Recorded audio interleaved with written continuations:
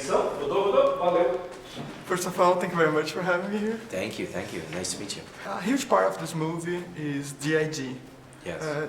Do you did any research about this? How was this process?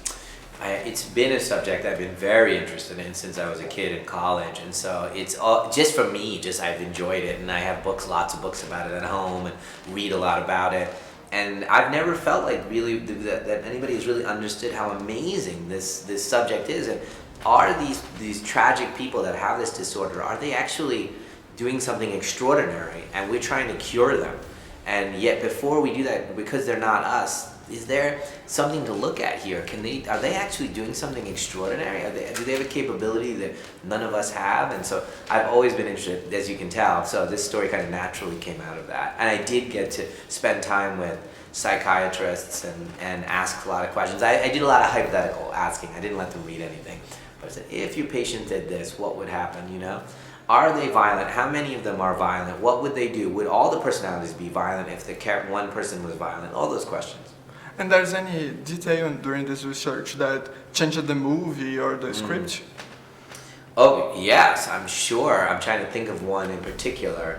Well, I asked, would you cross the line and, like in the normal psychological relationship, you're very, talk about yourself, you don't let it get personal, and you just ask the patient. But with this disorder, because it's the most extreme psychological disorder that's out there, it's like the king of psychological disorders. It requires extreme intervention, right? And can you intervene at the highest level and just have it be just in the room at once a week? And I have found a variety of responses from the psychiatrists, and a lot of them cross the line and they go to their houses and they invite them to their houses, and there's 24/7, and they really, because it's very, very unusual disorder. And some psychiatrists said, oh, I would never do that, that kind of thing. So when there's a moment in the movie where the psychiatrist actually goes to his place. And so that came from the research. And there's this real story about this guy named Billy Milligan. Yeah, Billy Milligan, yeah. This inspired you somehow? Yes, it did. The Minds of Billy Mulligan is a fantastic book about a true story about a man who had raped a girl, was arrested, and they realized he had this disorder. And he kept switching to other personalities, and when he was in prison, he was this kind of Russian kind of fighter guy, and he would beat up everyone in the prison, even though he was like this skinny dude. But he thought he was this trained Russian fighter, and so he would beat up everybody. And then he was a professor, and then he was another character and another character. It's absolutely fascinating book. I definitely highly recommend it, but it totally influenced this movie. And how was to direct many different versions of James McAvoy? For me, it wasn't as big a deal as it was for James. For me, I'm directing different characters.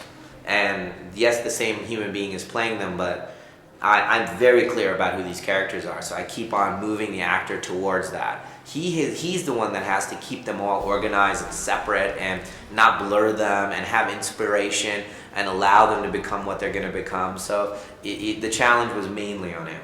And what is the biggest challenge when you do a movie like this? This one? Yeah. This is the most challenging movie I've ever done. It's very difficult to break genre. It's very difficult to create a new tone.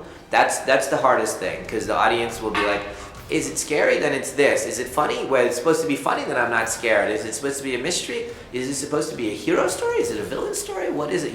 They want to know where they are, and yet they don't want to know where they are. So there's a real struggle to get that balance right. So this was a really unusual movie in that it took me a long time in post-production to get the balance right.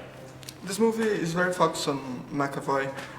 Other actors pitched this role? Oh yeah, I considered a bunch of actors. There's not many actors that can even be considered for this role, to be honest, because of the physicality at the end.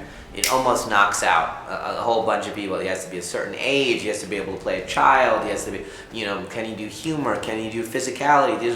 The list starts to get down to almost nobody. But I was very, very excited. Originally, James was unavailable. And so I was looking at other actors, and then he became available. And I was very lucky to have him fall right in. And I have to ask you, what's the plan now? What is about the sequels? Are you planning a split 2? Don't say it. And crossover involving 60 Cents? What's the plan? I'm gonna finish this story. I'm writing right now. That'll be the next movie, and I'm gonna hopefully end the movie, end this story. Thank you very, very Thank much. you. Nice to meet you. Pleasure.